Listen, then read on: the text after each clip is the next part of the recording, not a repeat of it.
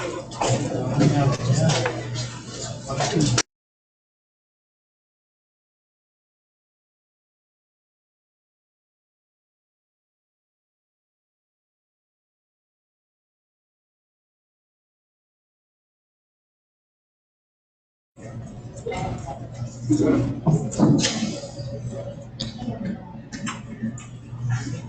evening, everybody.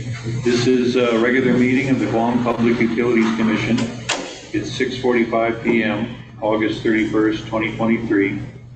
First order of business, we have 3 commissioners missing tonight.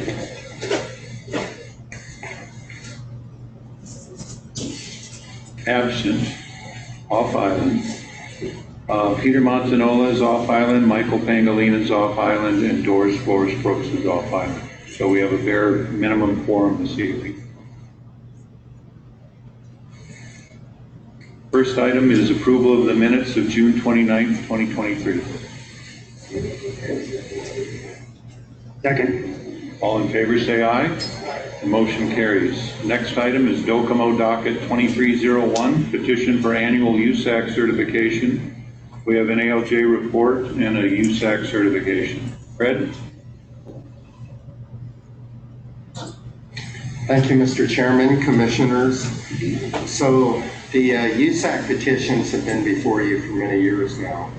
And I guess at the beginning of every presentation on this, I'll say the same thing, which is the monies from the Universal Support Funds are certainly advantageous to the telecom companies because it helps to allow them to build out their infrastructure to provide better telecommunication services in Guam.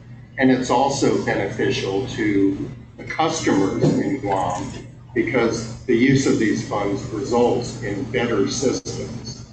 So I've always felt that when the companies do provide the requirements under law where they demonstrate that they're entitled to these funds, that certainly the Commission should be willing to award them. So looking at Docomo's particular situation, and the requirements are the same for all of the companies. The first is that the company must certify that it provides 9 core services under the Telecommunications Act. And I'll repeat those, but only once. The 9 services are voice-grade access to the public SWIFT network, local usage, dual-tone multi-frequency or its functional equivalent, single-party service or its functional equivalent, access to emergency services such as 911 and enhanced 911, access to operator services, access to inter-exchange services, access to directory assistance, and toll limitation for qualifying low-income consumers. So those same core services must be provided by all of the telecommunications companies before you tonight. Docomo has certified that they do provide all of the core services, and that's in the declaration of Jim Hoffman, the Chief Legal Officer of Docomo. And in addition, each company must certify that they use the Federal Universal Service Support Funds only for the provision, maintenance, and upgrading of facilities and services for which support is intended. And again, Docomo has certified that it does provide those services. The one other important element of each application to telecom companies is the 5-year build-out plan. So the Universal Support Administrative Agency wishes to see some demonstration that the companies are continuing to use the USAC funds for building out their systems and technology. And Docomo has provided its 5-year build-out plan. That indicates that in 2023, Docomo continued to expand its network in Guam, undergrounding of aerial network, island-wide expansion of the fiber network in Chigo and Manila.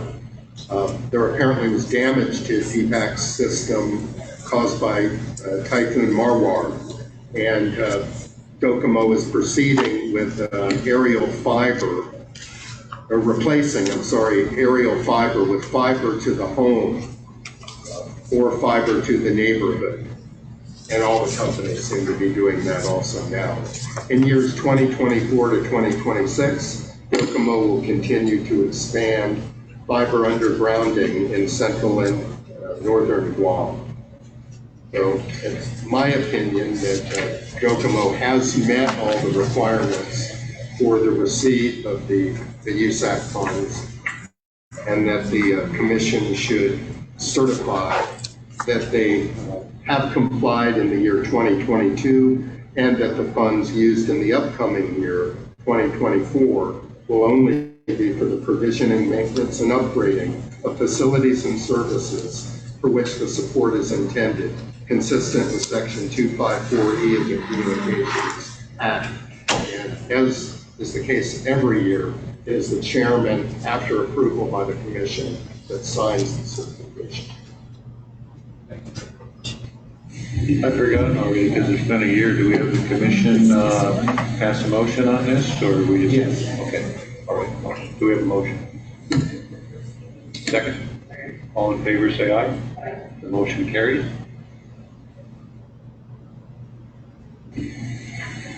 Next item is GTA docket 2301, petition of GTA for annual USAC certification. We have an ALJ report and a USAC certification. Fred? Thank you, Mr. Chairman, Commissioners. So the requirements here are the same for GTA as for Docomo. First, there is a certification by the Chief Operating Officer, Andrew Gale, that all the 9 core services are provided. And in addition, he has certified that all federal high-cost support received will only be used for the provision, maintenance, and upgrading of facilities and services for which the support is intended. In addition, GTA has set forth its 5-year build-out plan, and their build-out plan is really pretty simple. It's all fiber to the home for the entire time of the plan, 2023 to 2027. And this was also the case last year, by the way. But GTA is continuing to put all of its efforts into building fiber to the home. And the reason for that is that fiber to the home has been considered by experts as the best technology to handle customer network demands in the coming decades. So GTA is only focusing really on that particular area. Otherwise, there's other information in this report about a number of outages. Each company certifies that. I don't believe any noted any outages that occur under the requirements. Complaints, that they haven't had complaints to regulatory boards. GTA certifies to all the necessary matters. So, as with Docomo, it's appropriate for the commission to certify compliance by GTA for calendar year 2022, and again, that the funds will be used in the coming calendar year 2024 only for the provisioning, maintenance, and upgrading of facilities and services for which the support is. Thank you, Fred. Is there a motion for this? Thank you, Peter. Second? Oh, Peter. Is that fiber to the home? I think it's the majority of the underground, yeah. Okay. Rowena seconds. All in favor, say aye. The motion carries. Next item is GTA docket 2302, petition of GTA Pulse Mobile for annual USAC certification. We have an ALJ report and a USAC certification. Fred? Thank you, Mr. Chairman, Commissioners. So Pulse provides cellular services, essentially, and the certifications are also again made by Mr. Gale, indicating that Pulse will provide all of the 9 core services and also that the funds will only be used for the recognized purposes under the Federal Telecommunications Act. Pulse has continued in terms of its 5-year plan to provide capital improvements to its wireless networks in Guam. It's built out various aspects of its wireless network over the past year. Since 2022, it had expanded its long-term evolution and its fixed wireless regional area network. It's expanded backhaul and timing. It has completed construction, including cell sites and expanded fiber optic backhaul and capacity. In 2023, it's continuing with the 5G RAN site coverage and capacity expansion and core upgrade. It's proceeded with enhanced long-term evolution coverage and capacity and very high-speed internet service deployment. These expansion programs will all continue in year 2024 and 2025. Again, all the proper certifications required have been made, no outages, no complaints, no inability to service customers, and as was the case with the prior companies, I recommend that the Commission approve the certification so that in 2022 all the requirements were met, and that in 2024 the funds will only be used for the authorized purposes. Thank you, Fred. Anything on this? Okay, is there a motion? Thank you. All in favor say aye. Aye. Motion carries. And next item is PTI docket 2301, petition for annual USAC certification. We have an ALJ report and a USAC certification. Fred. Yes, thank you, Mr. Chairman. Mr. Carrera, legal counsel, is here. The conditions are the same with this application too. Mr. Carrera has certified that all of the 9 core services will be provided and that the funds will only be used for the purposes authorized under the federal act. In terms of a build-out plan, PTI has presented that, and they've noted a number of improvements to their existing sites. In 2023, I believe they've added 5 new site builds, expanding coverage in the north and south. Plans include adding long-term evolution carriers and 5G upgrades. For 2024, PTI expects to add even more new sites to improve coverage and to provide faster and more reliable home internet services. It will add 30 sites and further upgrade the network to support 5G. Again, all the requirements have been met in terms of outages, provision of services, ability to provide service in the event of typhoons or other natural disasters.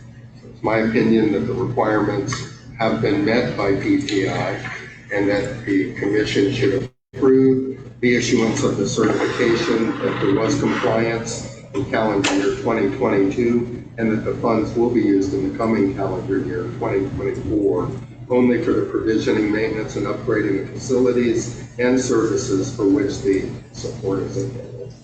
Thank you, Fred. Anything on this, or is there a motion? Rowena makes a motion. Joe seconds. All in favor say aye. The motion carries.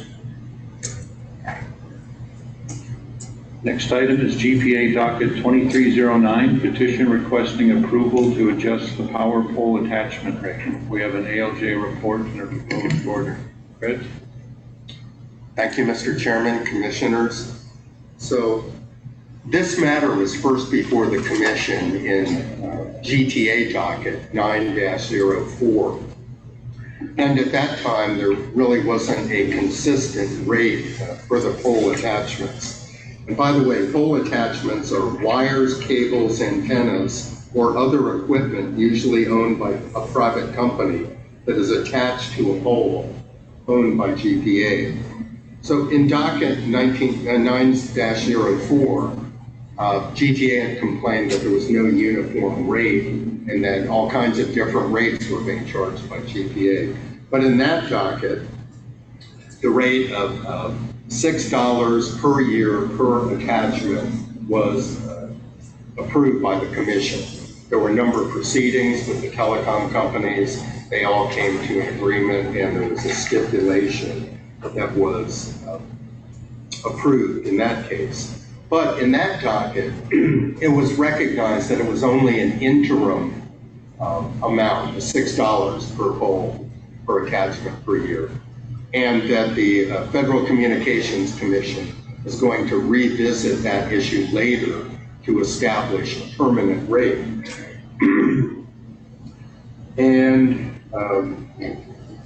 the order in docket 904 recognized that the FCC would later enact a new rate. So that's exactly what happened. The Federal Communications Commission updated the full attachment rate in 2015, and it established formulas at that time for determining the full attachment rates for cable and telecommunications attachments. The attachment rate per attachment for the telecom formula was $17.13 per year. Under the cable formula, it was $14.82 per year per attachment. Now, we had in this docket a number of conferences with GPA and the telecom companies, and in the most recent one of those, August of this month, GPA's CFO John Kim had indicated that GPA selected the less expensive cable formula rather than the telecom formula to apply to attachments to its poles. All of the telecom companies, GPA, and the commission have been aware since 2011 that there would be a new rate implemented. The parties in this docket did expend time and effort to negotiate a reasonable charge for the permanent pole attachment rates. Now, initially, when GPA filed its petition, it was asking that the rates be increased from $6 per year to $15 a year over a 3-year period. But after the discussions with the companies and negotiations, all the parties agreed that the attachment rate would be increased over a period of 5 years at the rate of $1.80 per year. And I have attached to the report I prepared in this matter a stipulation which indicates the schedule for implementation of the $1.80 per year increases. And they commence basically upon execution of the stipulation by the parties. You were provided with a copy of the stipulation, and all the parties have stipulated to this rate. The commission, of course, has to find that the increase is just and reasonable. Based upon the FCC determination, the increase to $15 per attachment per year is consistent with the standard that the FCC established for the cable formula rate. The proposed attachment rate appears to be just and reasonable under 12 GCA section 12116A. That's the provision that requires the commission to find that any rate is just and reasonable before it's adopted. I've recommended that the commission approve the increase in the pole attachment rates by $1.80 per pole per year over the next 5 years. That is from $6 to $15. It is prudent, just, and reasonable, and within the existing range of rates set by the FCC. The order that I've prepared for your consideration implements those changes that I have recommended. Thank you, Fred. Any comments at all, John? Okay. Any comments from the commissioner? Joe, you got a question? Good. Is there a motion? Okay, Joe seconds. All in favor, say aye. Aye. And the motion passes. Next item is GPA docket 2315, petition for approval to increase the amount of award for GPA's physical security proof of concept. We have an ALJ report and a proposed order. Fred? Joe. Oh, Joe, that's sorry. That'll be mine, Mr. Chair. Have no minutes. So the matter before the commission, Mr. Chair, was filed by GPA to increase the amount of award for its contract with Sheffield Scientific related to GPA's physical security proof of concept.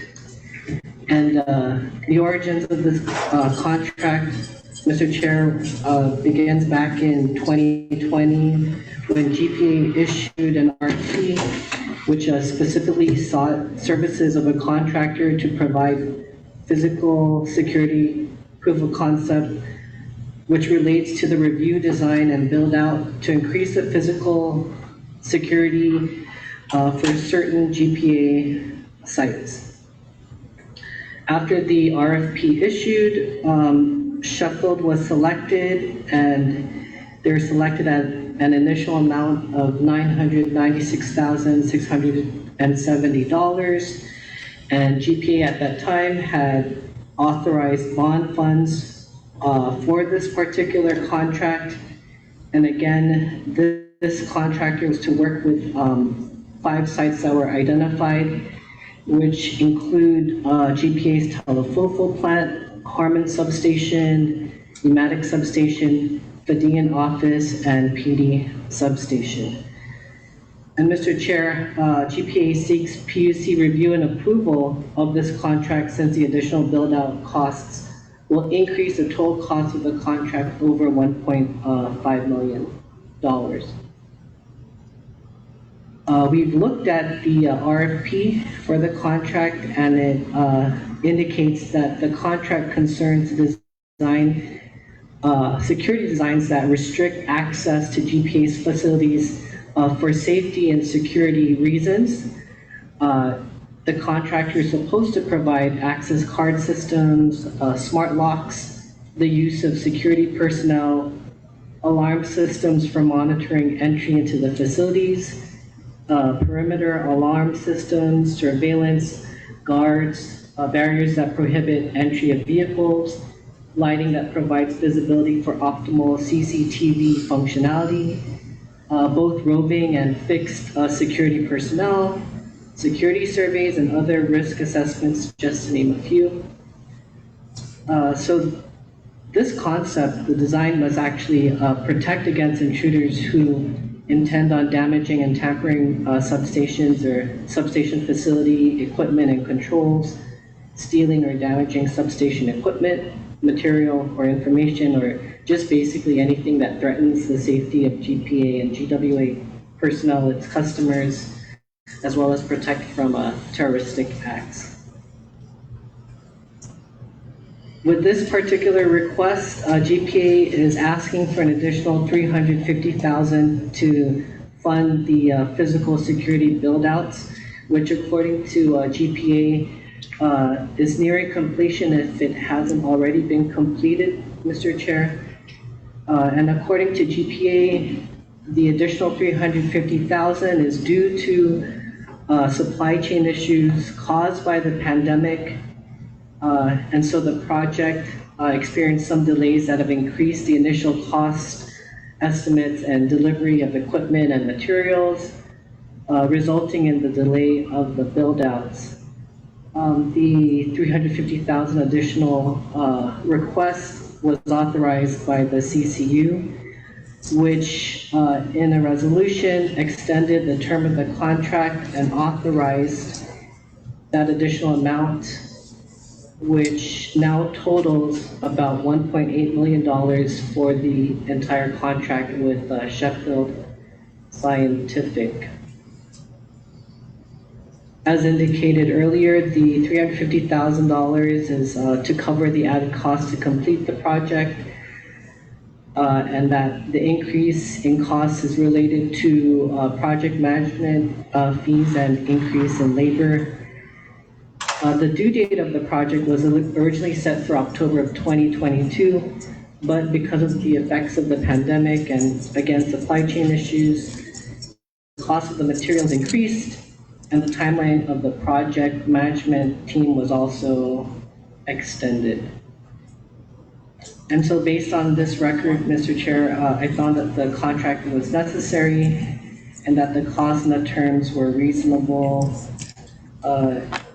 As indicated by GPA, the physical security of its assets and facilities are completely critical to its daily operations, and without a doubt, an island-wide security issue to protect GPA's facilities in order to protect its power generation facilities from threats of damage, tampering, theft, and even terrorist activities is crucial, especially during these times, as we all know, where power generation capacity isn't necessarily meeting demand. So, Mr. Chair, I've indicated that overlooking this need may risk potentially threatening the public health, welfare, and safety of the island. And so with that, Mr. Chair, I recommended that the commission approve the additional $350,000 requested by GPA for this contract, which ups the total cost of the contract to $1.846670 million. And the proposed order that was attached to the report, Mr. Chair, approves the additional amount of the contract. Thanks, Joe. Any comments, John? Well, their first of all, cybersecurity is the only always the most important aspect. But one thing I know, physical security like that, it's also as important as we can see what's happening with Asia and everywhere. And what's effective, mentioned there are going to be future effects of this happening, especially in the environment. So this proof of concept, I will again put all of this in place.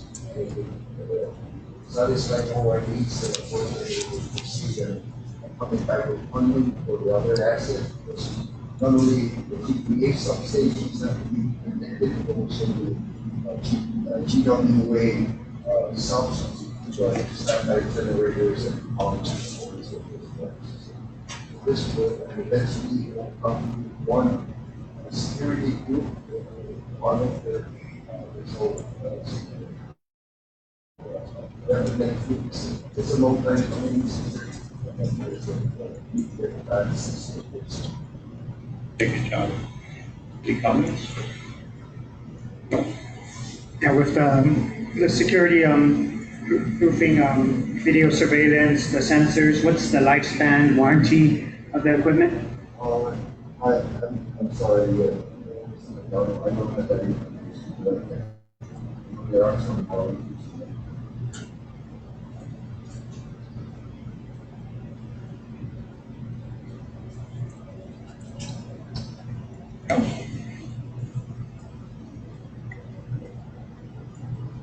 Peter, go ahead.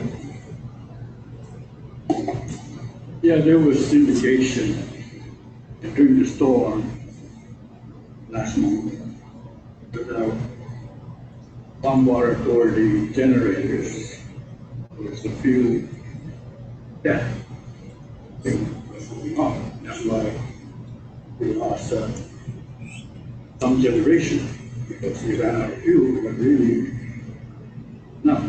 And I hope this one will increase. Security matters for those kind of stations. Just hearsay here.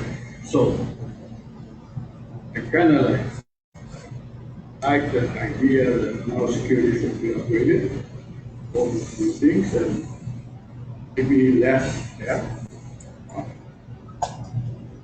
fuel for those generators. And I understand those generators are outside on the island and we have to have easy access for them to never take the fuel away. So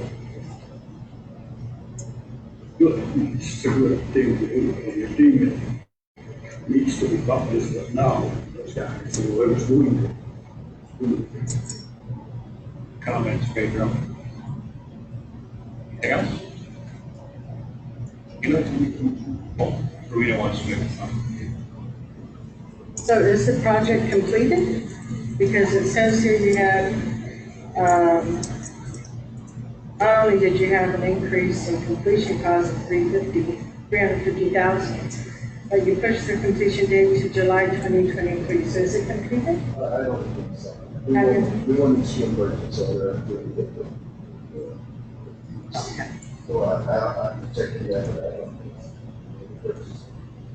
so. We may have ordered some materials, but we without the installation. Thank you, John. Peter? I'd like to make a motion to approve. Second. All in favor, say aye. Motion carries. We're going to postpone a couple dockets until the September meeting. Docket 2319 and 2320. And we're going to skip ahead to GPA docket 2321, petition to approve the purchases of bucket trucks. We have an ALJ report and a proposed order. And this one is yours, Fred? Yes, thank you, Mr. Chairman, Commissioners. So in this matter, GPA has filed this petition for approval of the purchase of 10 bucket trucks. That's 6 55-foot and 4 65-foot reach trucks for up to $5 million to support T&D functions and future typhoon storm recovery operations. I think this request really arose out of GPA's Typhoon Marwar experience. GPA is also requesting that it be authorized to issue a procurement for the trucks.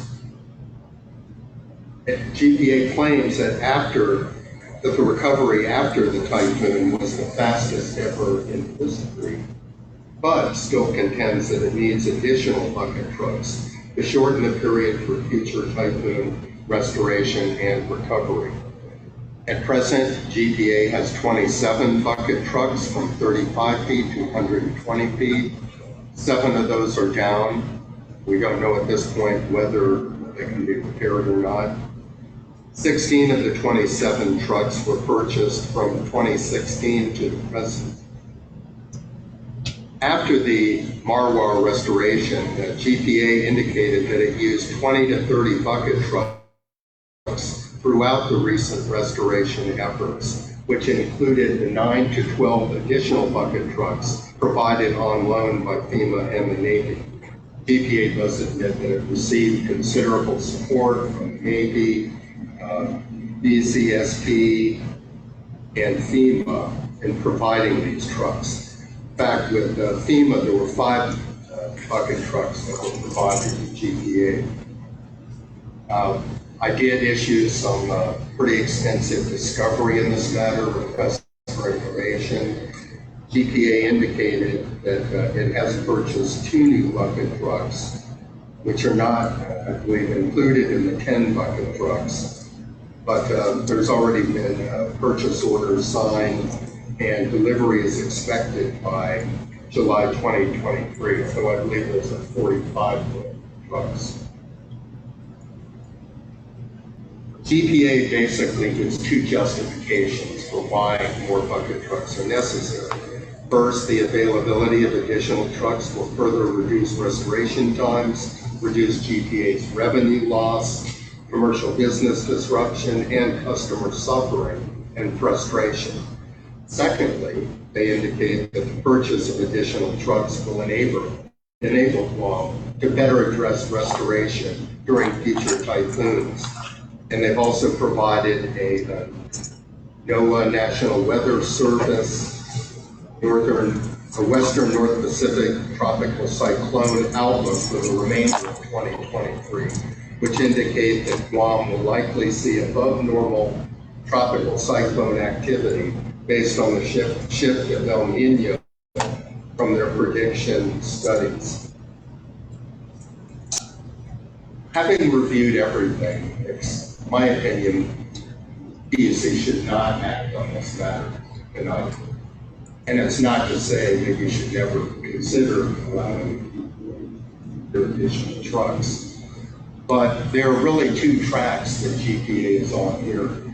The first is that they may purchase 5 bucket trucks from FEMA These were the trucks that FEMA loaned to them during the typhoon recovery. In fact, they're presently discussing this with FEMA, this purchase option, and GPA refers to it as an option for acquisition.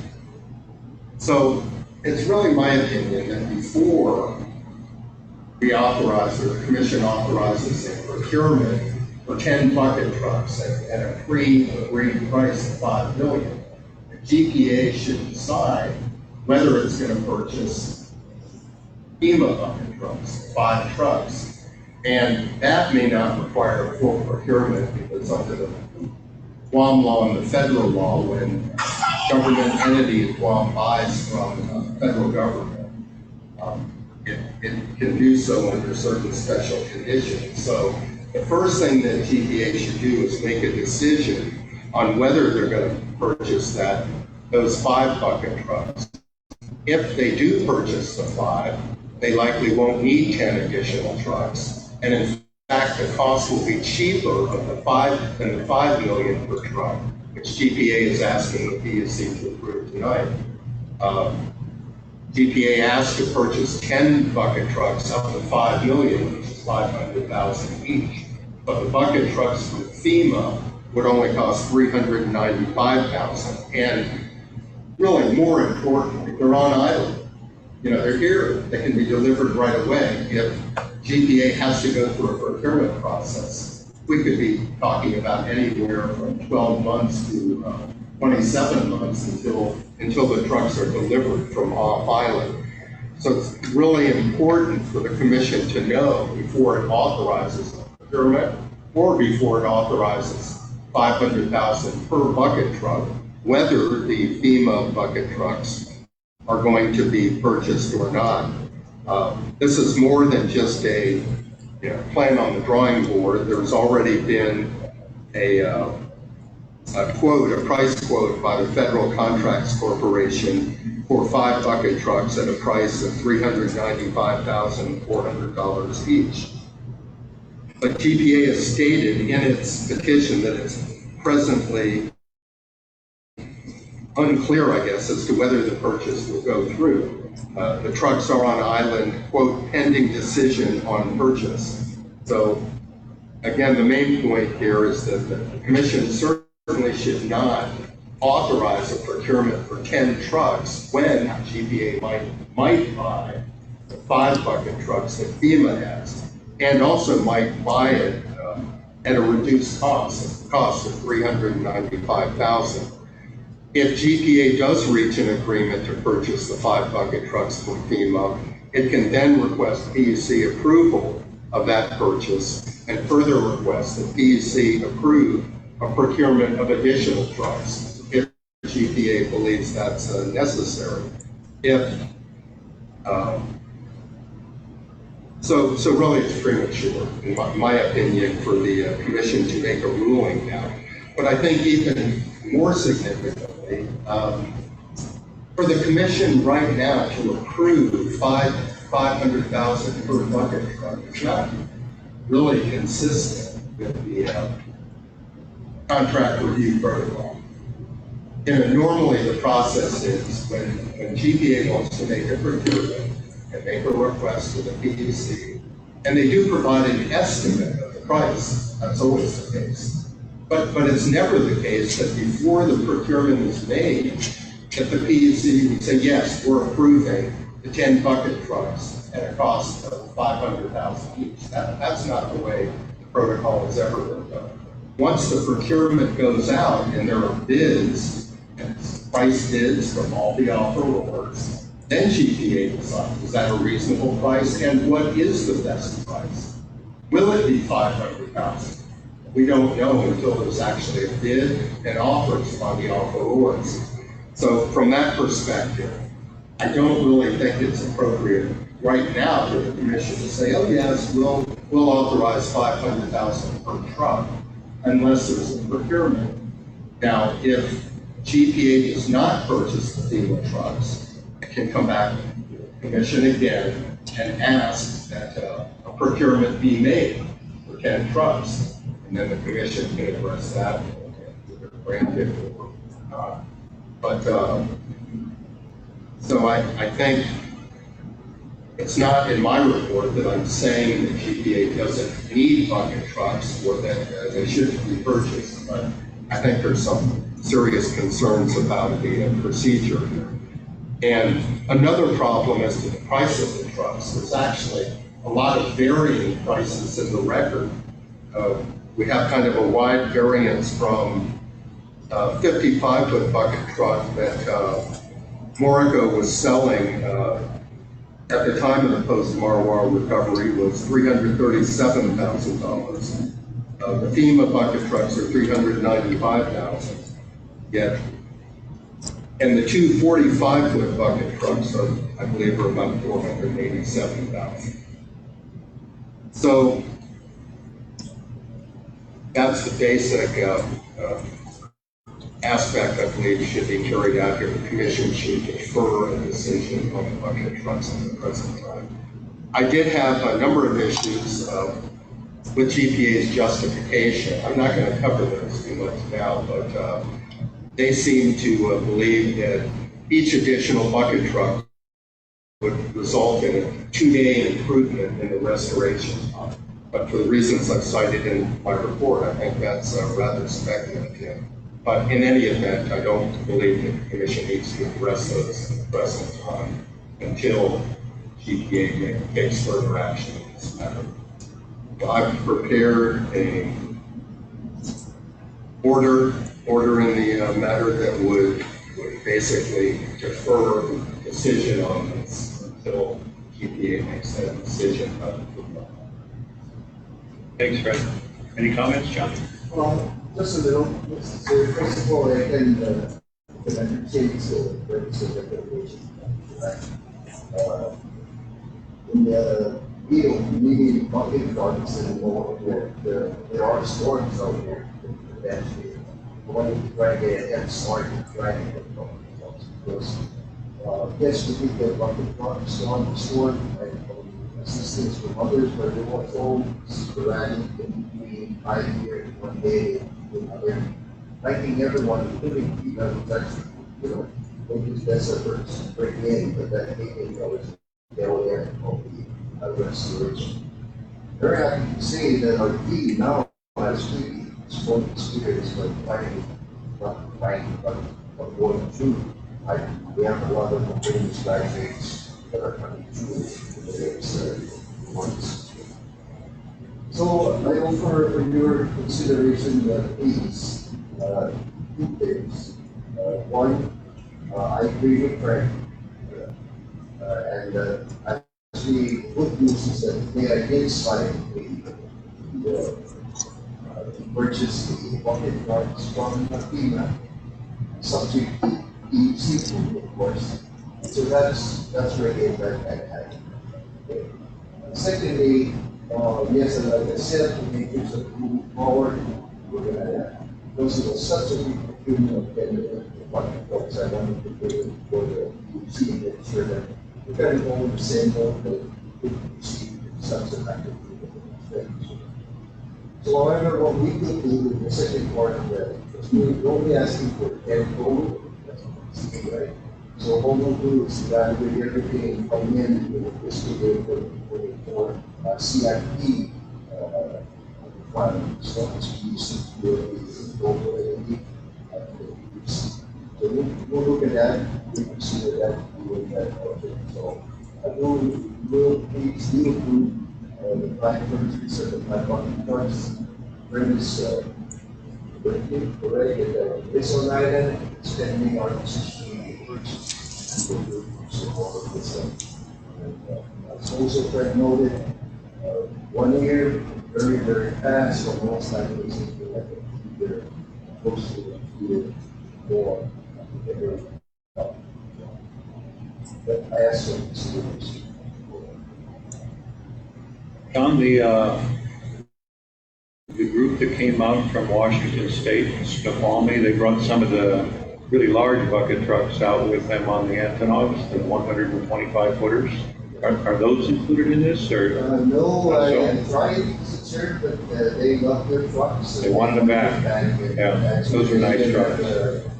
Coming with them was a maintenance, for example. parts Right, and- yeah. So it gave us some ideas how we could work. However, I tried that, but we really did make a mistake in the pipe that came in, which are only 23 volumes and a couple of so they're very good on the sheets. Again, these iPhone 25 bucks would get us everything. That's benefit of I have 35 trucks. Even I have to take, and with bringing in from Holiday, Sidetrack, and all the places, whatever, we not know this one.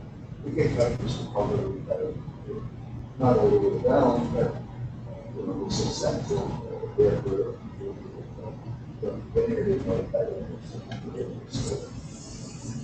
I've worked with the linemen before on bee rescues too, so I want to thank you again for all the help that you guys do in regards to that. And I watched them when they were coming through the neighborhood and a couple other sites too, and the guys really do a nice job. Actually, the guys and girls, there were a couple of young female linemen out there also. And we have about 30, actually, not only overhead, but also underground, and discussion. See the head of the Nexus, so that you can see there on the other side. No one trades like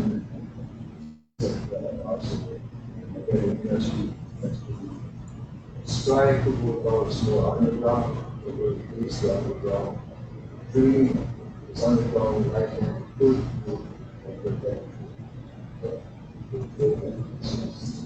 Fred and Joe and I took out the Snoqualmie, Washington guys to dinner one night and chatted with them for quite a while. It was really interesting.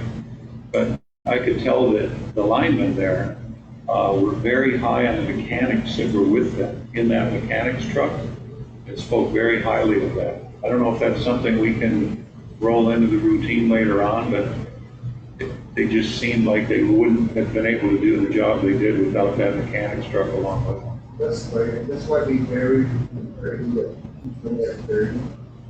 Within one day, 5% of trucks are out for 1 use.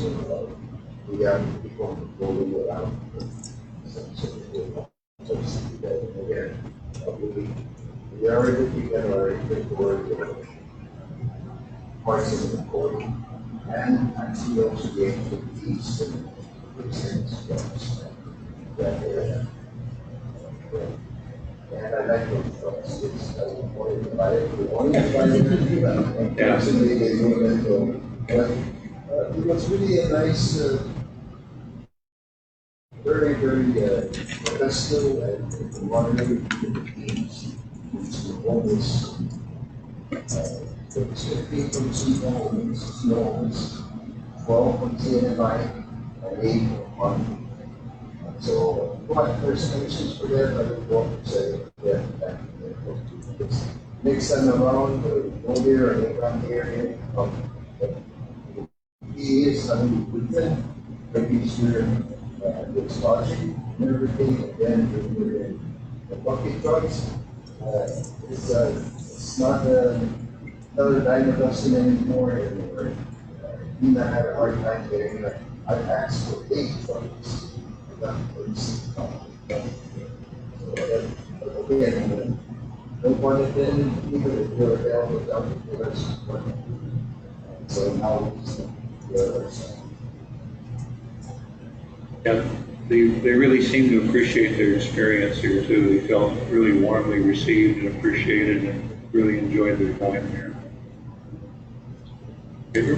Yeah, John, I'd just like to make a comment. I kind of like the idea of a hybrid lineman and a big underground. I mean, maybe our apprentice program it's kind of like a different training a little bit, but I think through the apprentice program we could create a hybrid kind of person to do both.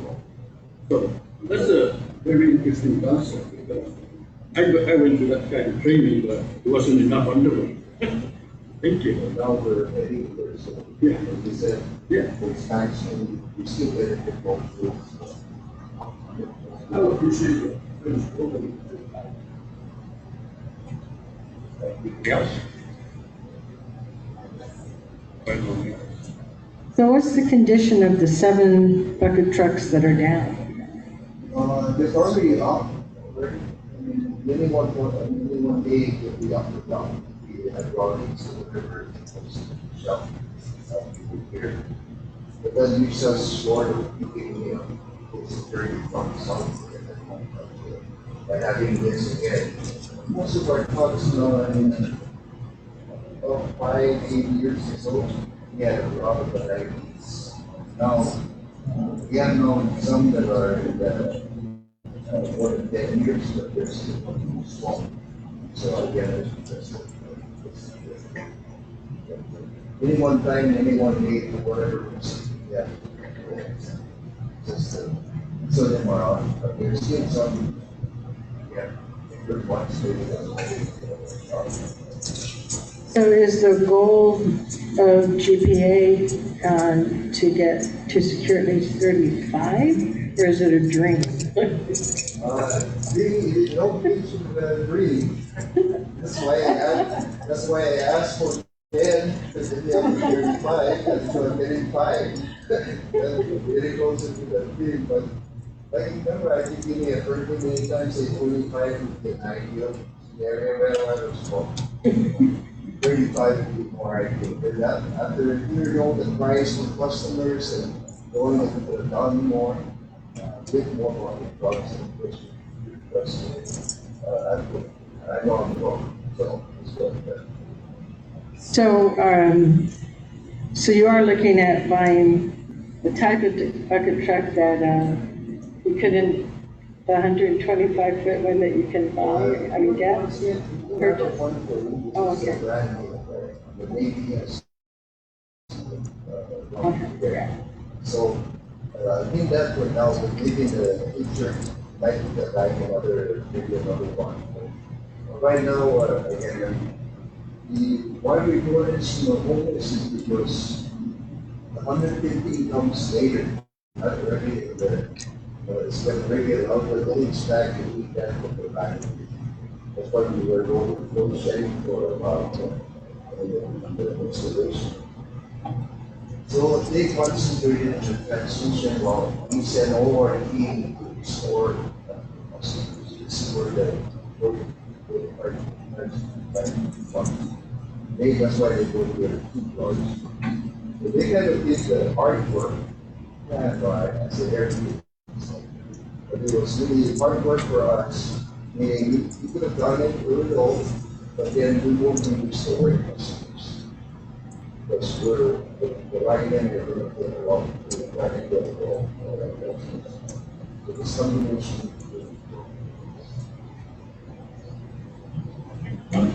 Anything else? Okay, we'll go. Anytime this is on X70 and similar to this, still on the ground. So, another something as look at. That keeps, we try to work out with the airport so that they in the base. Oh, that's the problem. So it's their fault, okay. We have, there's an act, well, I would say an act of Congress that goes to it to get to the city. I don't know, maybe it takes a lot with that. We have 3 or 4 line, transmission line feeding at each airport base. And then again, the next phase is a massive dam under this, the mitigation program to underground that right. We don't want to go in the base unless they give us the distribution. And again, we continue to provide that goal for them. But just take over distribution. The amount of energy that you're producing will cost you bring $6 million of revenue per year. The amount of money you're going to save is maybe 3, 4, or 5 times. No, just kind of like, every time you see the line in the ground. Commissioner, you were part of that, one time you were working out a scenario where we were coming. I'm just kind of. Yes, thank you. Who get that? Find out. If you have to know, then you go through. That's fine. Anything else? Your motion?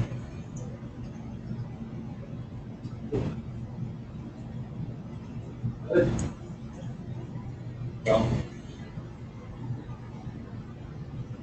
Motion to defer. all in favor? There, second? Yeah. Sorry. I requested consideration to authorize some fine from the. Oh, go ahead, President. Well, I've heard the others. I understand your request, John, but we don't have anything before the commission requesting approval of those bucket trucks. I don't think it's appropriate just to do it based on statements and hearings. What I suggest is GBA file a petition with the purchase agreement, whatever documentation there is, and the commission will act on that. But the commission doesn't have that requested petition. So my I opinion can is, speak to my process, but I don't know about the. So I'm afraid that if the customer go away, that's the consider. well, put it in the petition and the commission will act. That's the commission's reason. Is it a time-sensitive matter, John? I have to find out. Talk to me later, okay? Pedro? I'd like to make a motion to defer. Okay, second? Second. All in favor? Aye. This motion passes. Thank you, John. Next item is GWA docket 2308, petition to create a new and specific rate classification for wastewater discharge for leachate. We have an ALJ report, the proposed order. Go ahead.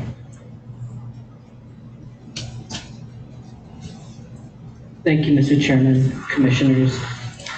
This matter is before the PUC pursuant to GWA's petition to create a new and specific rate classification for wastewater discharge for leachate.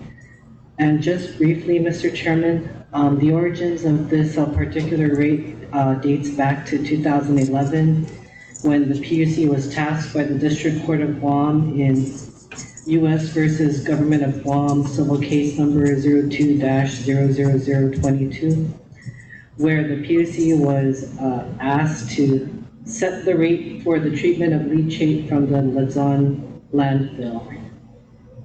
The PUC then established GWA docket 12-01 to specifically address the rate requested by the District Court of Guam, and subsequently, upon the proposal by GSWA's receiver, Gershman, Brickner, and Bratton, also known as GBB, GWA, and GWA, the PUC approved an interim rate that corresponded with the wastewater sewer rate for Commercial 3, which at the time was $14.19 per K-gallon.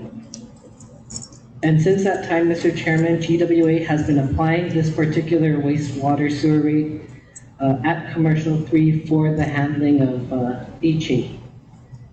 And more recently, just this summer, the District Court of Guam, in that same case, revisited GSWA's efforts in obtaining a GWA rate for leachate treatment.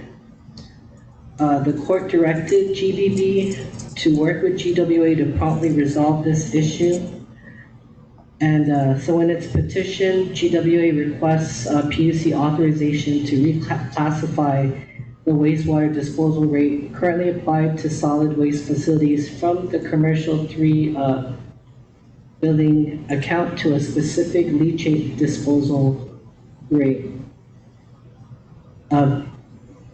Based on a May 15, 2021 cost of service analytical study, which was submitted to the PUC as part of the recent multi-year rate case in GWA 19-08, GWA's consultants determined that a new customer class, specifically landfill leachate, is a more appropriate billing class because while leachate is currently charged as commercial, landfill leachate has lower total suspended solids than commercial wastewater. And the amount of the total suspended solids in wastewater flow, which is part of what wastewater treatment plants are designed to remove, is a huge element of what determines the cost to build, operate, and maintain wastewater system infrastructure, particularly wastewater treatment plants. And so according to this cost of service study, the leachate rates under this commercial free billing collected more than the leachate cost of service.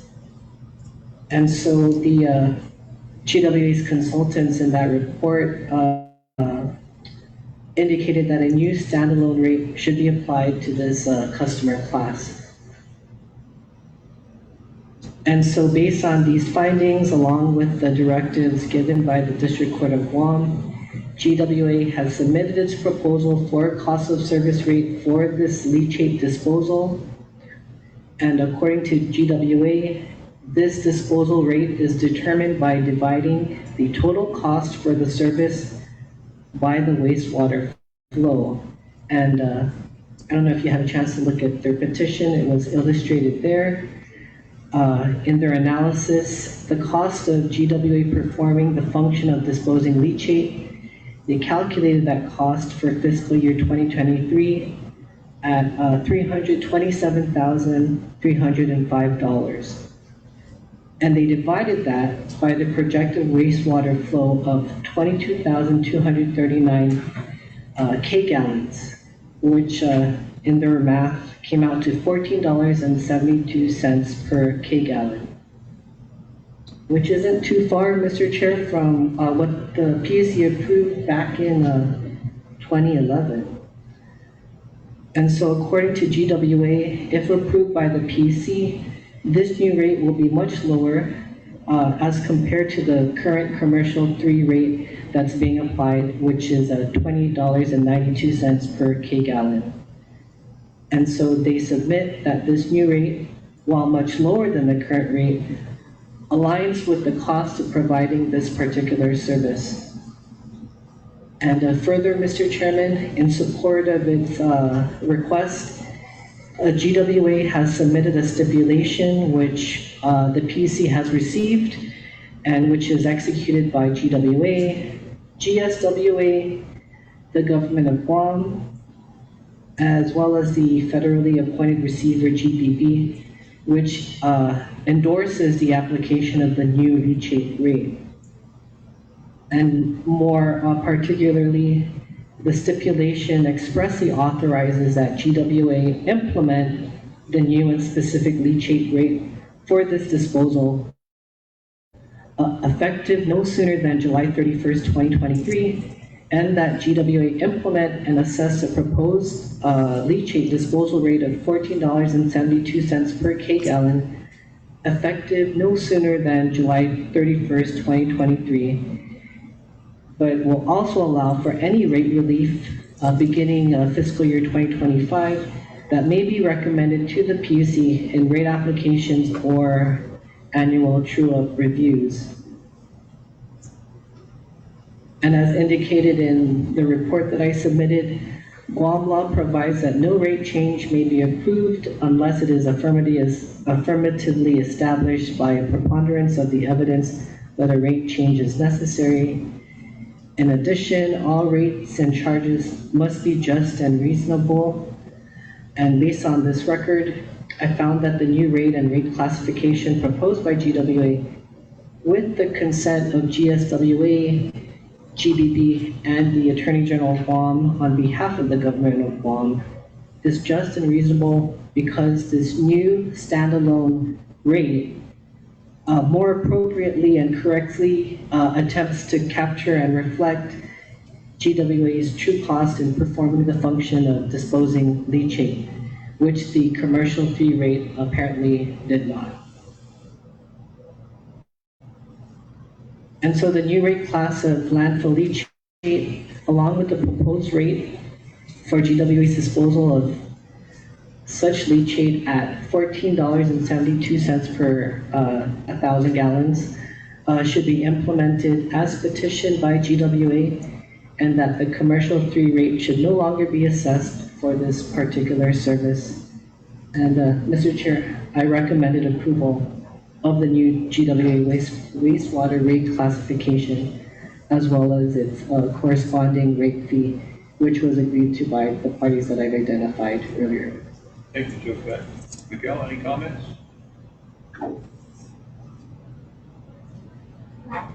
Thank you, Mr. Chair. I just wanted to recognize that the LOJ pointed out this cost of service study was done as part of our 5-year rate case, the comprehensive review and update. So we submitted the cost of service analysis. At that time, we were already figuring that we needed to carve out a specific rate for leachate for the landfill both at Lidzon and at Ordon.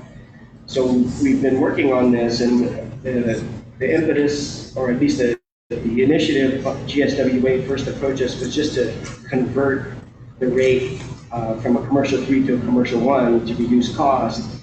We advised them that as much as that may seem appropriate to them based on their analysis, the appropriate way to handle this through our rate making regulations was to bring it before the PUC and support it with the appropriate documentation, which we had developed as part of that cost of service analysis. So all we did here was to update it based on the projections for fiscal year 24 for the volumes, and use that as a basis, but still keep the same central cost of service that was calculated as part of this cost of service analysis.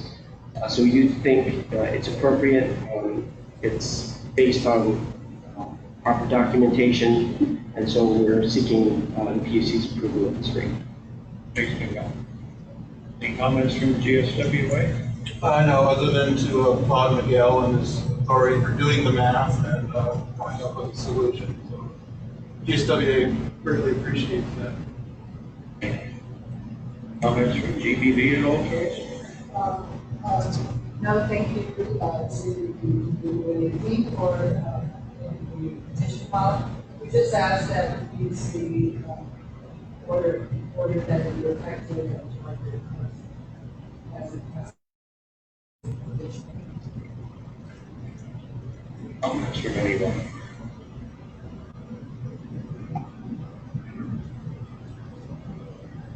Yeah, history tells me, I'm just looking at this table, I don't know, dates, whatever. Table of residential FY 22, 21 million, leachate, 244. Turn the right page. My concern really is the Navy. From my understanding, Navy uses the owner to answer the state at 80% of water produced is there. It's a sewer cost, 80%.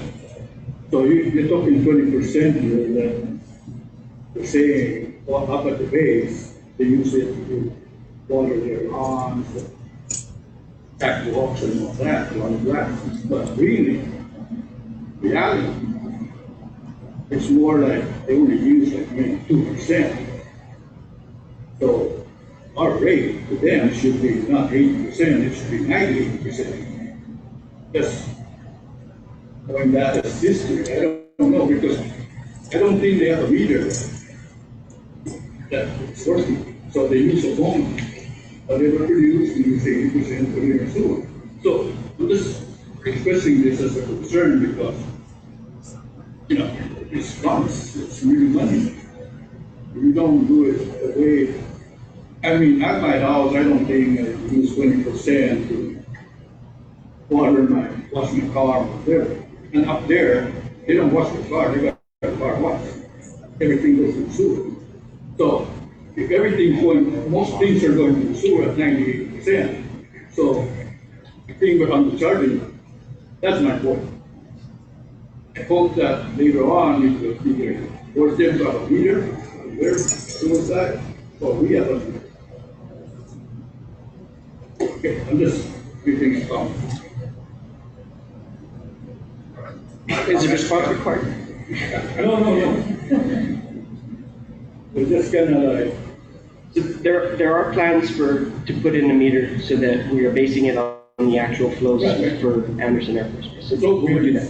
very good. For your, at your house, you can use as much as you want because you're being charged a flat rate, but we've already submitted a petition that seeks to change that so that there's a base rate which corresponds to your meter size for residential wastewater, but then the more you provide us or the more wastewater you discharge to us, the higher the rate would be. So volumetric base rate, that's included in our petition for an updated rate design, which the commission will hear at a later date. Anything else? Your motion? Oh, go ahead, Joe. Mr. Chairman, I believe that Ms. Tang had indicated that she is requesting that the assessment of the new rate be start August 1st, 2023. Ms. Tang? Yes. And the order as written just indicated that it would be assessed at the next billing cycle. So I don't know if that's something that the commission may want to resolve. May I? Go ahead, Joyce. I think the stipulation of the sign is sort of divided parties that refer to, the officer.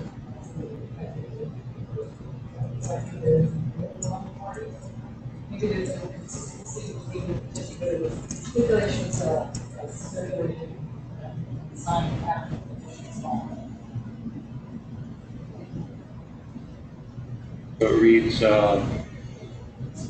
effective no sooner than July 31st, 2023, and allow for any rate relief beginning fiscal year 2025 that may be recommended to the PUC and rate applications for annual true-up reviews. So no sooner than July 31st. So it can start August 1st. Miguel, is that everybody's understanding that we're starting August 1st? Yes, we've discussed that and agreed to it. Okay. Understood?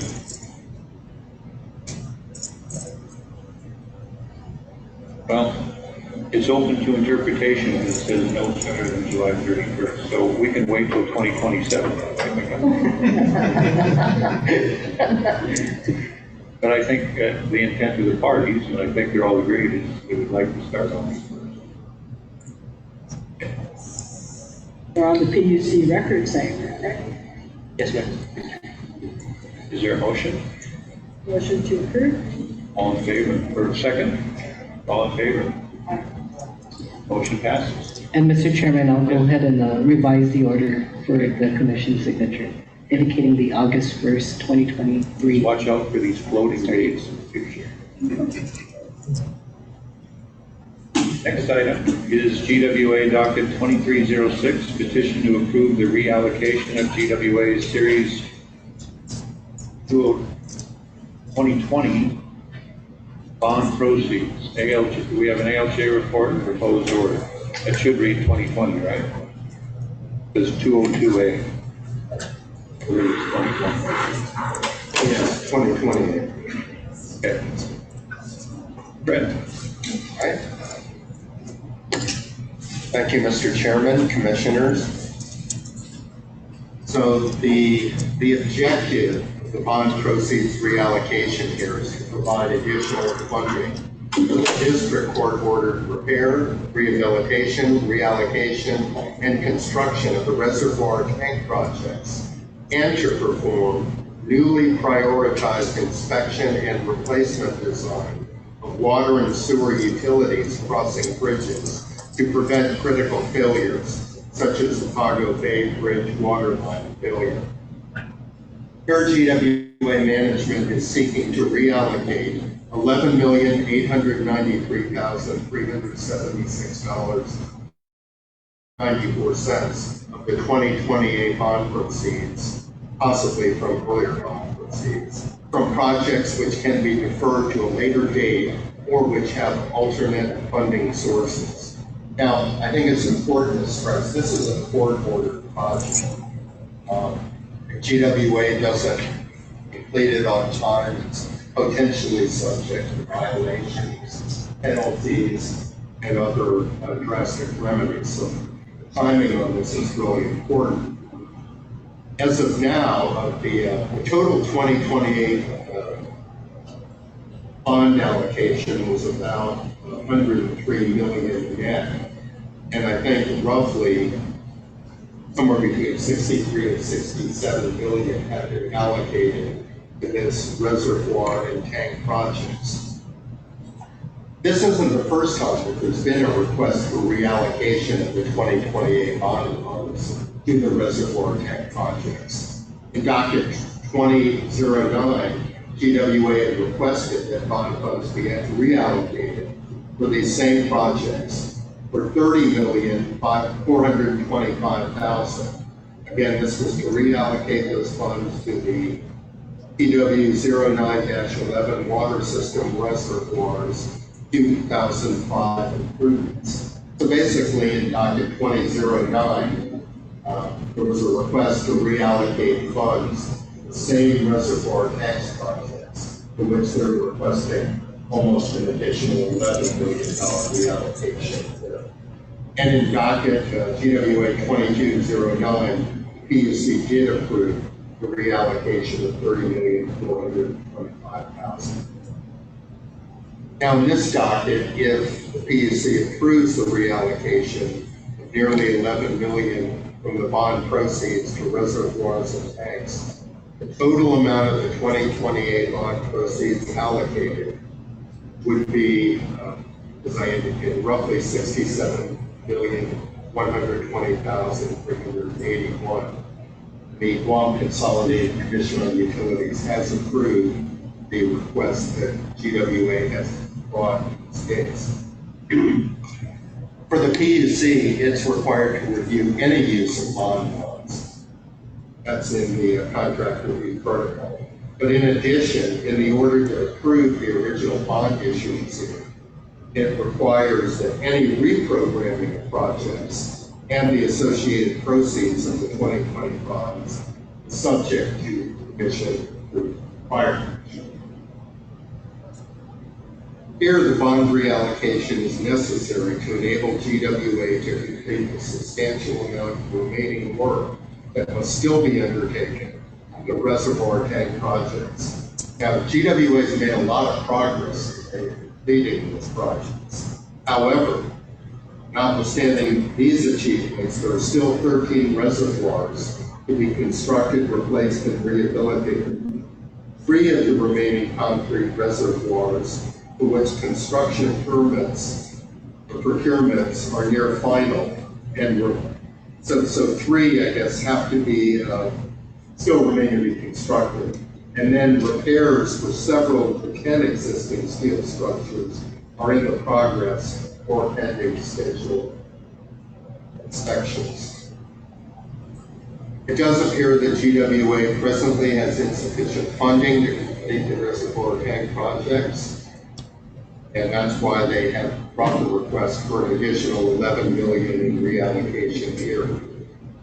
As the commission is really aware from a lot of the different utilities, the Port Authority, EPA, the cost of every construction project has increased substantially since COVID times. And those same factors are at work here. One's limited construction market supply has increased construction demand. There's also inflation, increased costs for the capital improvement projects, worldwide increases in fuel, etc. So just the point is, all of these types of projects have become a lot more expensive in the past few years. GWA will secure additional bond funding for the reservoir tank projects by deferring some of the non-court ordered projects. And I did provide you with a listing of the projects that would be deferred. In discovery, I did attempt to get assurances from GWA that the deferral of those other non-court ordered projects would not harm ratepayers or GWA itself. And they did write back, they indicated that those projects can be deferred Some cases, there may be other bond funds to pay for them, or otherwise they may later revise capital improvement project funding to account for those non-core projects. What's new here that was not in the 2209 case was that GWA is also seeking to reallocate bond funding from various waterline projects to perform newly prioritized inspection and replacement design of water and sewer utilities crossing bridges, and that is to prevent critical failures. They pointed out the Pago Bay Bridge waterline failure. In the request for information, I asked them to explain a little more exactly what's the problem here, because this funding would be approximately $900,000. GWA did respond and indicated that the recent failure of the pipe suspended underneath the Pago Bay Bridge has highlighted the poor condition of exposed pipes at bridge crossings throughout the island. The challenges faced by GWA crews to safely make timely repairs to those crossings and criticality of those crossings to be able to provide reliable service to the island proves the project essential.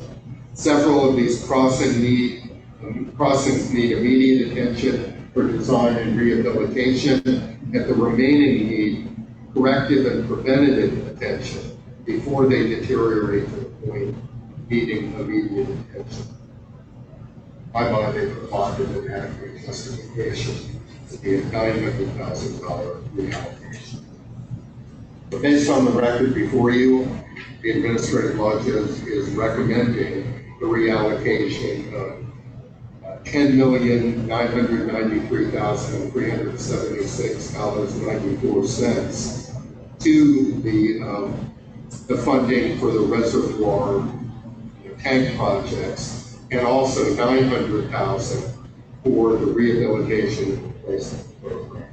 I prepared an order which indicates these approvals, and you basically implement the recommendation. Thank you, Greg. Miguel? Thank you, Mr. Chair. Just wanted to reemphasize the importance of completing the court-ordered tank projects. To give the commission an idea of how much costs have increased, when we did our first tank project, I believe that on a per gallon basis, the cost of construction for these new concrete reservoirs was between $1 and $2 per gallon. So if you had 1 million gallons of storage, we're talking $2 million for a new concrete reservoir. The costs now are coming in upwards of $8 per gallon for the same type of contract, same type of construction. There hasn't been that much that has changed since we started. The first one, with the exception of upgrading the design to meet revised building code standards, which have come about since we started the program. So the cost increases have been tremendous, and the AOJ is correctly pointing out that we've already done one bond reallocation. However, this is of paramount importance to us, and we need these funds to complete the project. One other thing I would mention, the AOJ referenced several projects that would be deferred. Some of these projects aren't being deferred. We have additional fund or different funding sources, or they are being the work is being undertaken as part of different projects.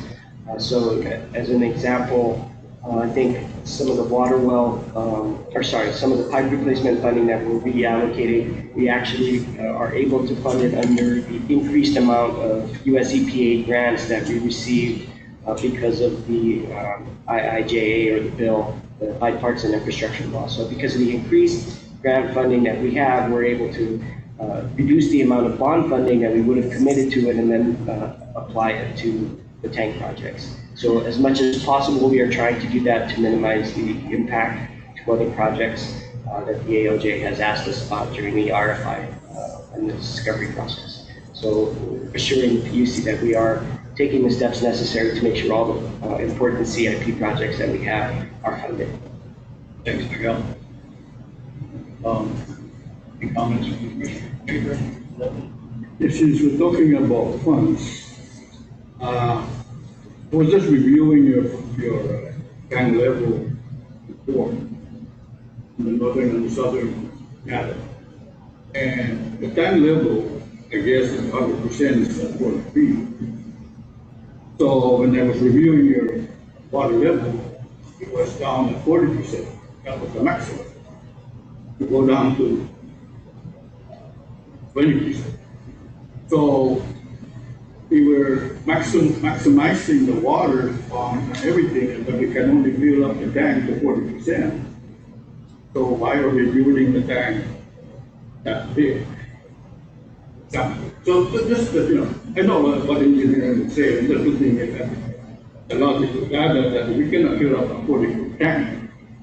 We should maybe just build a 25-foot tank, because 20 feet is what the maximum the system can do to hold the tank. So just kind of review that, and maybe you could see some savings to that, do it that way. That's a comment, that's a concern. Comment? No? The levels that we report in our regular monthly reporting are, we take levels throughout the day, but we average those levels, and that's what appears in our reporting. From today, we had concerns about the Ugam surface water treatment plant because of the rain. We did have to shut the plant down, and I can assure you that when we did so earlier in the morning, the levels were above 30 feet. So we have a 40-foot tank. During the day, it does vary. So early morning hours, when people are just waking up, it's close to full. It's close to the 40 feet. But as people, use water during the day, it's just a natural diurnal pattern, and the water level drops, of course.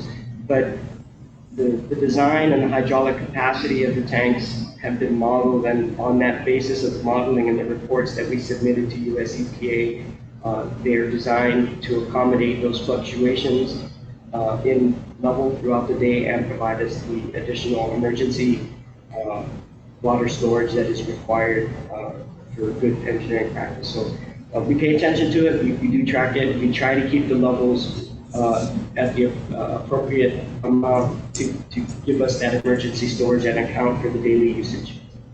Thanks, Miguel. Any other questions? Is there a motion?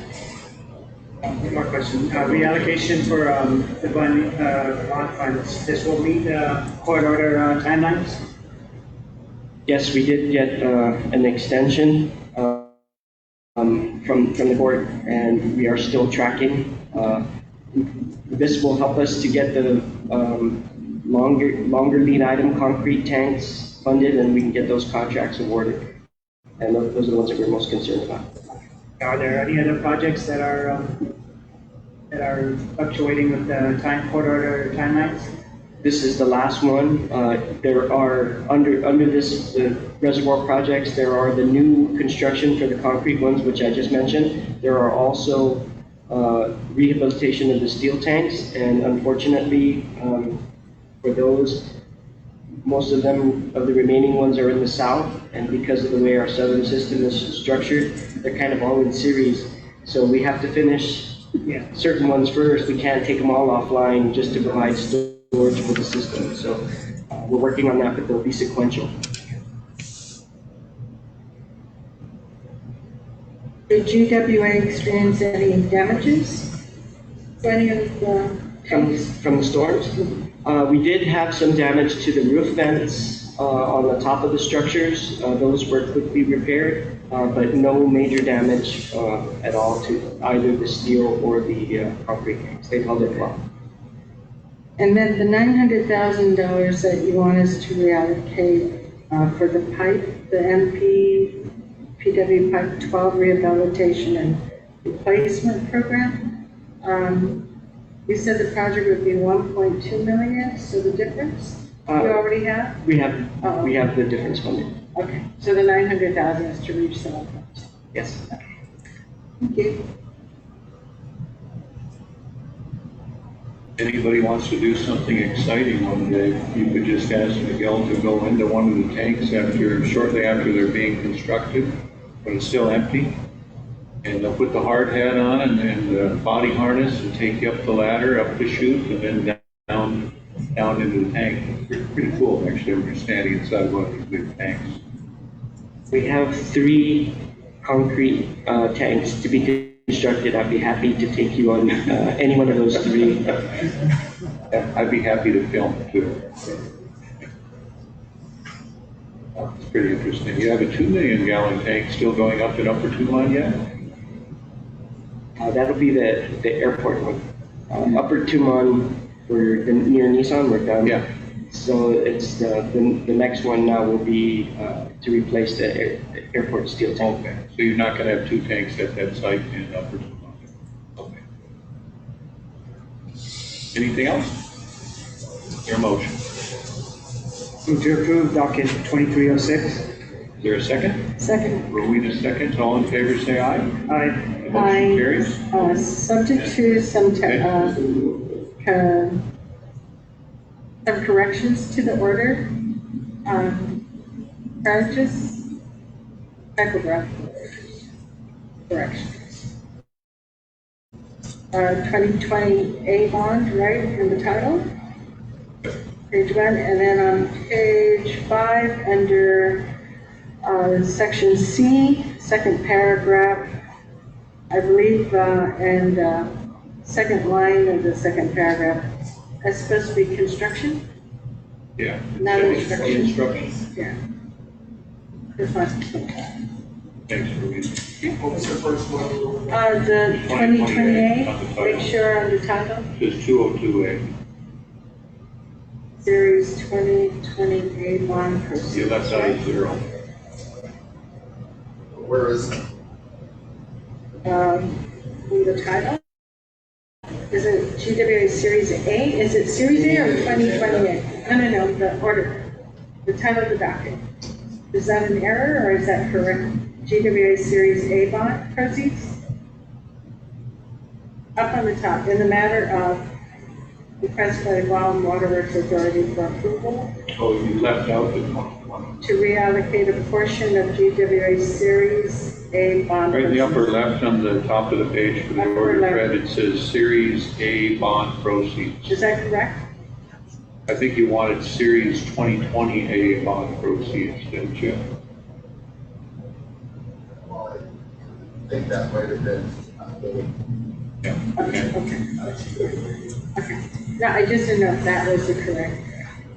Do we point out 2020? I followed. That is our, see in Is that the correct wording? I don't know, I'm just asking if No, that's, it's- or It should be Series 2028. oh, okay, okay. Rowena doesn't miss any.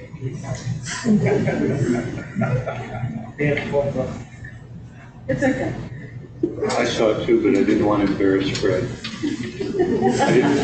And then I found it wasn't Fred's fault anyway. Okay. Motion carries. Carried. Thank you very much, Commissioners. Thank you. Mr. Chair. Yeah, I just wanted to say we're going to defer the next GWA docket too. So the next is administrative matters. We can take a break. Okay. Thank you, GWA. It's on the admin here.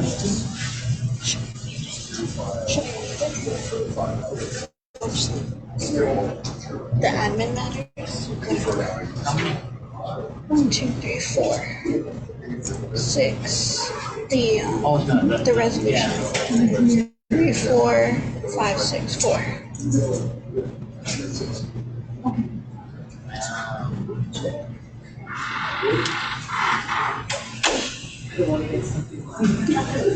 Short break.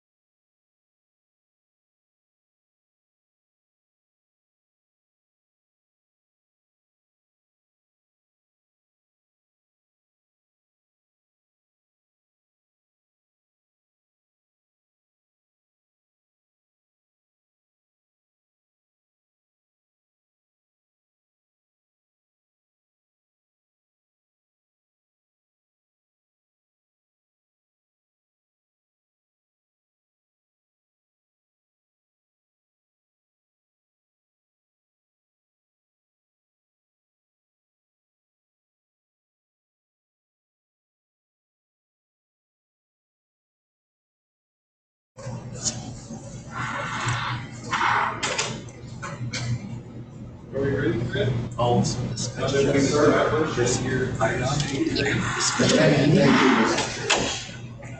Do it all once. There would be two with that. Okay, next item is approval of PUC consultant, ALJ, legal counsel agreements. We have PUC resolution 2303. Take it away and read it out to us, Fred. Okay, thank you, Chairman. Commissioners, this is really the culmination of the entire procurement process that we began, back in February or so, when the commission authorized the procurements and asked that they be carried out. And we undertook a detailed process of issuing all the RFPs, publishing in the newspaper, making sure that these were widely distributed. Of course, they were provided to our existing consultants. And then, of course, after all the offers were in, which was in July, later the commissioners participated in an evaluation process where each of the offerors were ranked.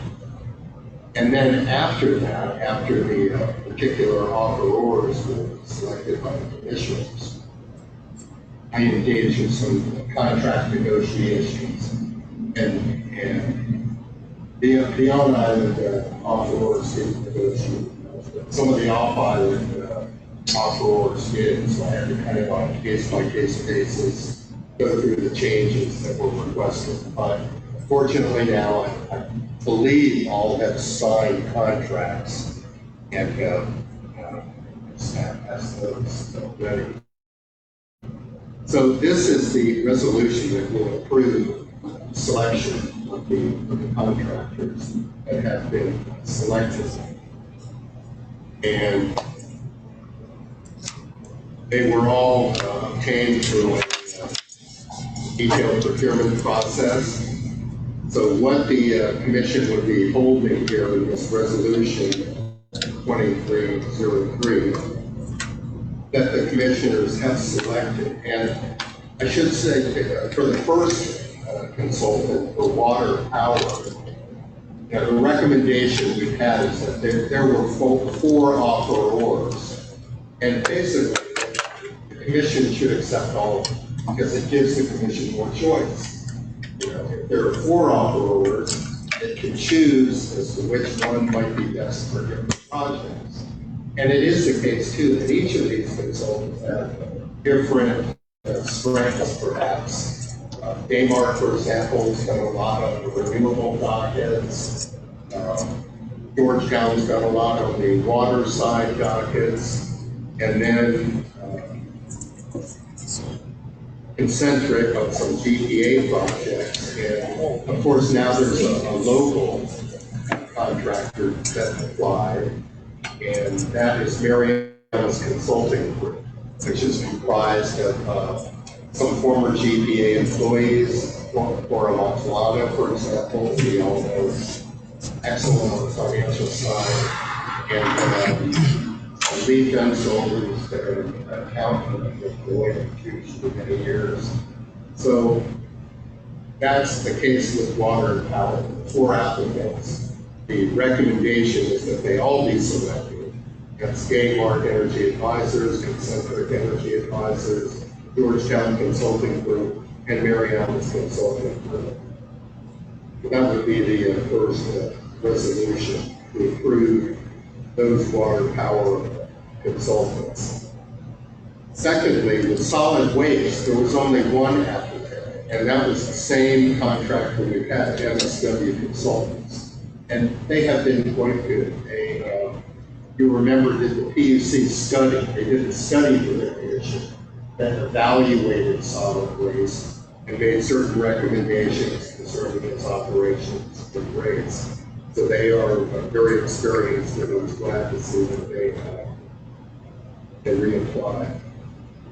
Now, for the Port Authority, we previously had a group of consultants in California that had done with the with the Long Beach port and the LA port, and Joel Stanley had been involved with them.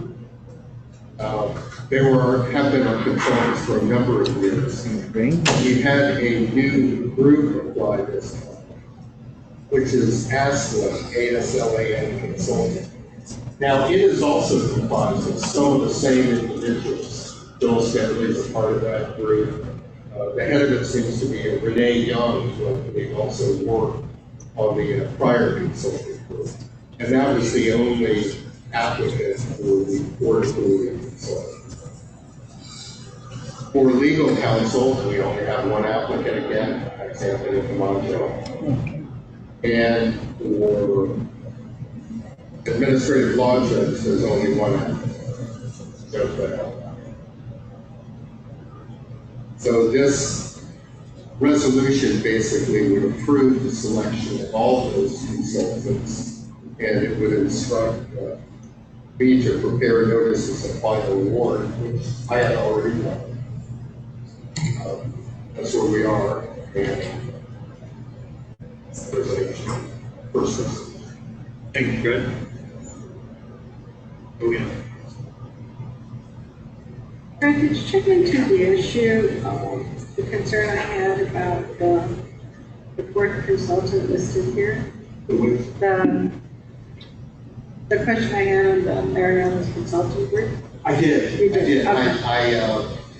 I called, I wrote these notes, Okay. and they are looking into it. They said they were examining, but I have to say that hasn't been finally.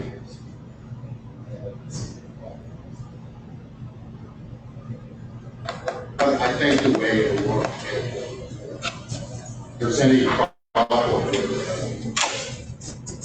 with Joe working with me, if there is a problem, we'll make it. I will follow up on that. I did write that a while back.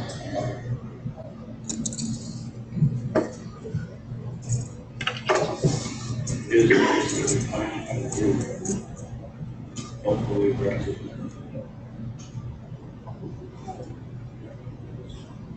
Your big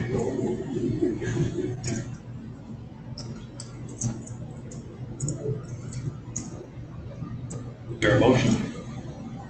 Yes, but not every commissioner did an evaluation. No, Commissioner Brooks was off island. Commissioner Guerrero had indicated that he would go along.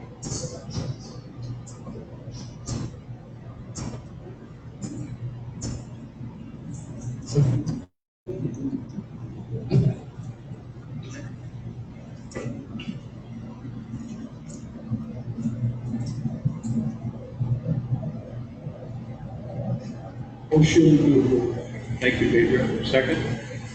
All in favor, say aye. The motion carries. Next item is employment agreement for PUC administrator. We have PUC resolution 2304. Fred? Thank you, Chairman, Commissioners. So, with Ms. Palomo, every year we've been at one-year contracts, and they've come before the commission. And since Ms. Palomo was converted from a contractor to an employee, even as a contractor, the contracts were always included too. Palomo was now served 21 years. Commission. That is correct. Commission has found that she's done a good job and performed her duties. Some of the accomplishments are cited in the resolution.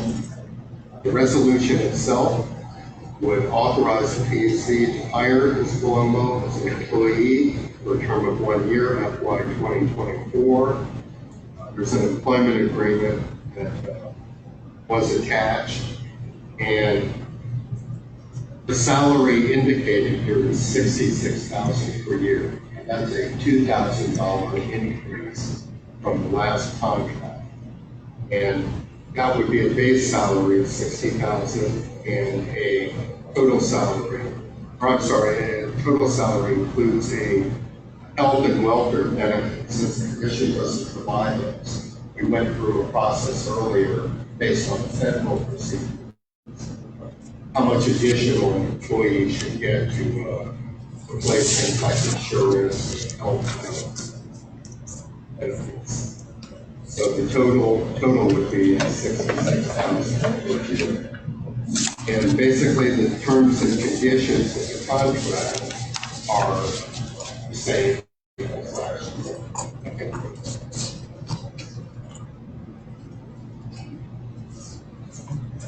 Thank you, Fred. Any comments from the commissioners or a motion?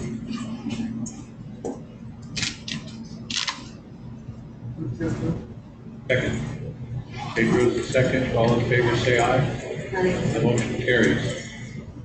Next is conversion of part-time employment of administrative assistant to PUC administrator to full-time employment and employment agreement for administrative assistant to PUC administrator.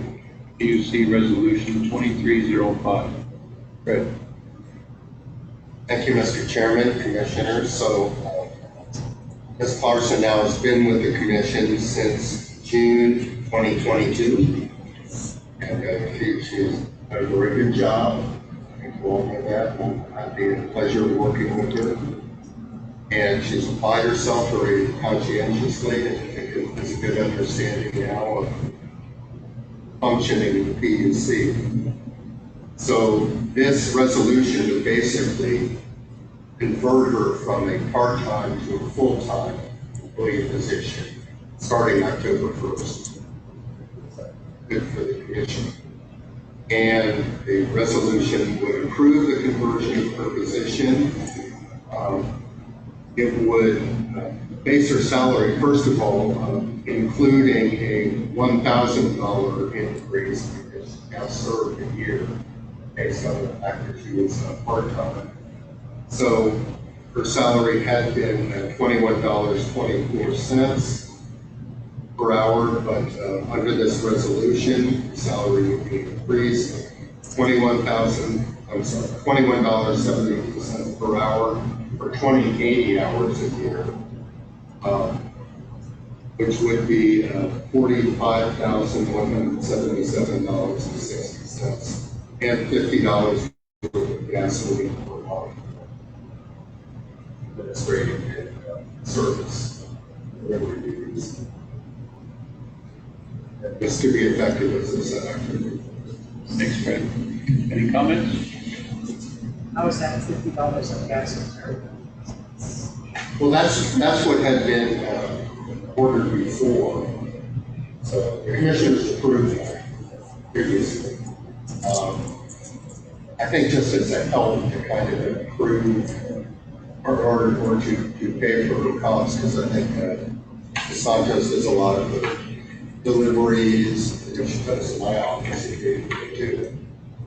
I think she's doing a lot of the delivery work.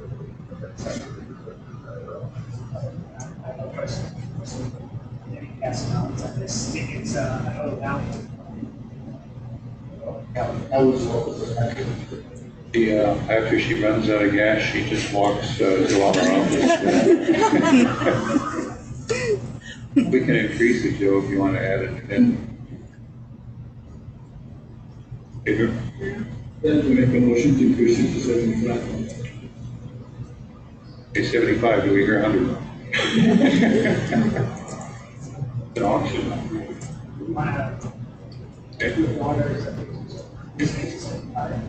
Okay. I'll say that. Okay. And then is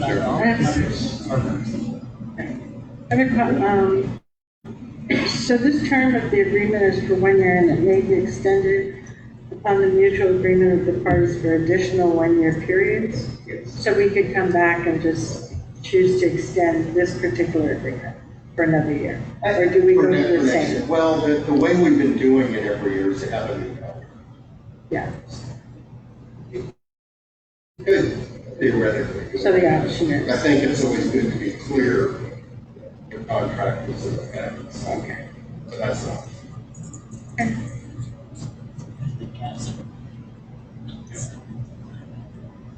Move to approve. Second? Pedro seconds, all in favor say aye. Aye. So the new gas allowance will be $75. Should be able to drive for the 3 weeks out of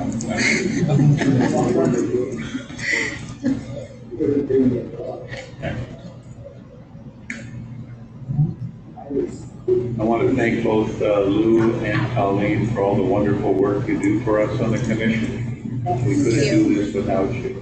You're very welcome. Colleen, I know you've been a great addition. We all see it, and I Yes. know Lou really appreciates your addition to the commission also. Thank you.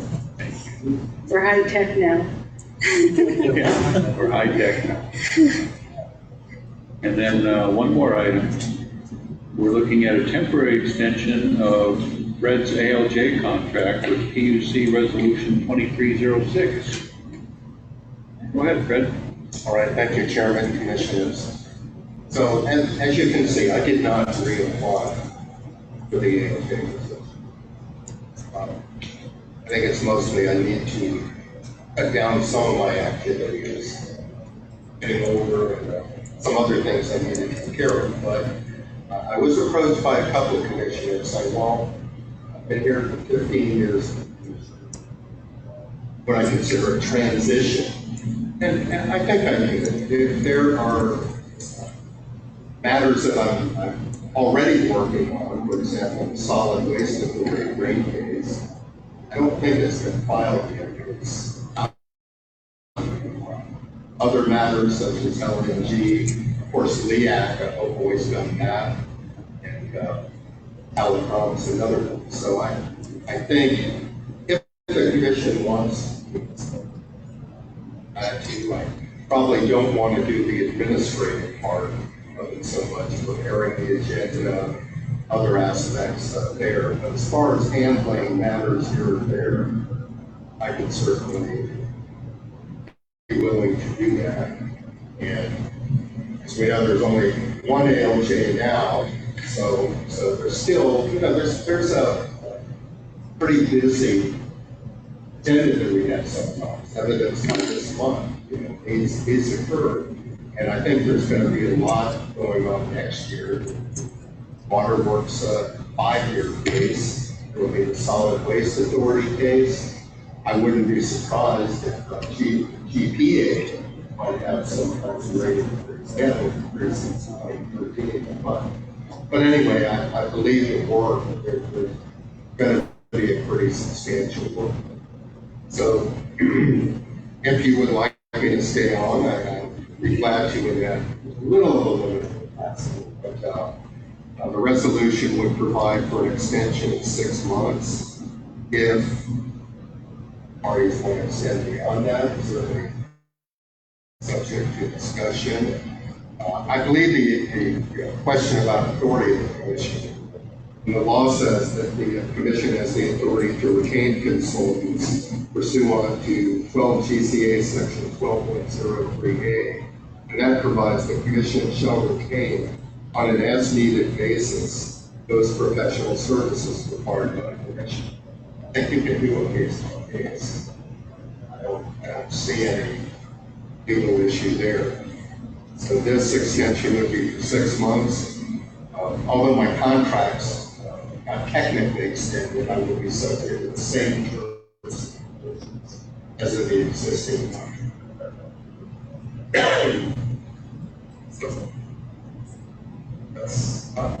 Thank you, Fred. Any comment? Move to approve. All right. Second, all in favor, say aye. Aye. You got a third on that one, Fred. Thank you, Fred. I guess that means you can stay an extra 7 months. You what? You can stay an extra 7 months because you got a third on that. Oh, okay. I'll note that.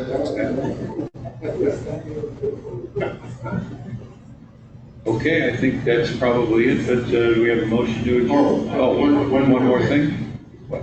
This is just scheduled. But it looks like in September, we're going to have 2 meetings. One is a true up for GWA, and also a regular meeting. think there are going to be a number of additional things. I hear the PWA may have another bond refunding coming before us. And what I'm thinking of the scheduling, the consultant George County and myself are still in the process of working on the true-up proceeding. We're getting pretty close to finalizing some recommendations, but I don't think we can schedule that before more towards the end of the month. So I would suggest 2 meetings the last week of the month. One is a regular meeting on the 28th, perhaps on Tuesday, the 26th, have a special meeting for the GWA. Can everybody make it on both of those meetings? Pedro, you're good for those two? I think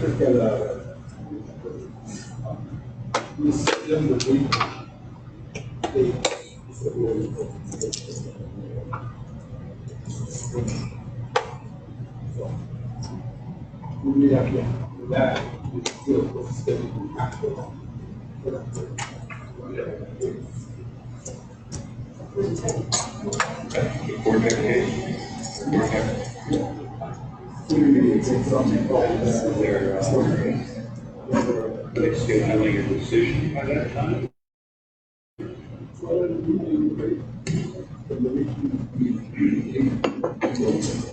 If everybody's okay with the 26th, we have 4 at least. In the Quartet case, I've been informed that there was a decision by the judge, right, somewhat adverse to GWA, but I know that the GWA attorneys spoken already. They are filing a reconsideration. I understand. That's true. But then the 5-year case will come soon. Cool.